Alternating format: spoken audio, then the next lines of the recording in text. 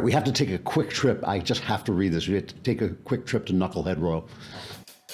Oh, hey, hey, oh, hey, oh, let's go waltzing down to Knucklehead Row.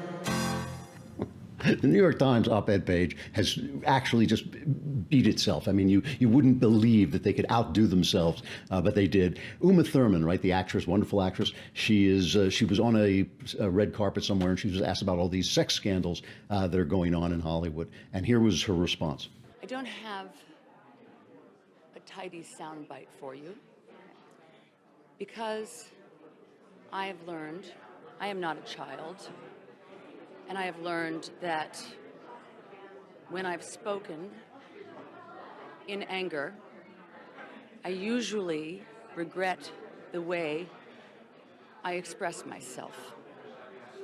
So I've been waiting to feel less angry. And when I'm ready, I'll say what I have to say. So I was really impressed when I saw that. She's a woman saying, I'm too angry to say something sensible, so I won't say anything at all. So they have this feminist writer named Lindy West at Knucklehead Row, and she is the author of a book called Shrill, Notes from a Loud Woman. And she opens up her op-ed praising Uma Thurman for being wise enough to hold her tongue when angry, and then says, but I'm angry, so I'm going to say stuff. And she goes on and says, it is so stupid. I can only read a little bit of it, but it's worth reading. This is her view of life. Not only are women expected to weather sexual violence, intimate partner violence, workplace discrimination, institutional subordination, the expectation of free domestic labor, by which she means homemaking and motherhood. That's the expectation. All these things, I don't know anybody who expects women to weather sexual violence or intimate partner violence unless he's a thug, right?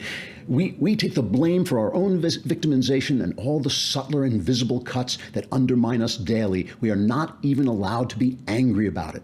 Close your eyes and think of America. That was advice to a woman in the Victorian era when she was having sex. You're not going to enjoy it, but close your eyes and think of England.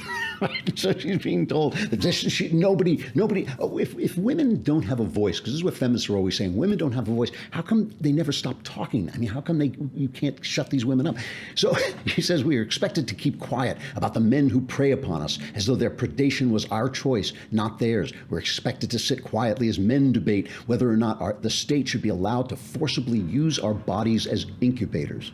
In other words, whether the state forces them to have babies. In order to do that, the state would have to force them to have sex, which it doesn't do. They chose to have sex, and then they had a baby. And all the state is saying is, don't kill the baby. And the state can't even say that anymore. The thing goes on and on. It is worth reading yourself. What's her name? Lindy West, Shrill, Notes from a Loud Woman. My entire response to it was, shut up and make me a sandwich.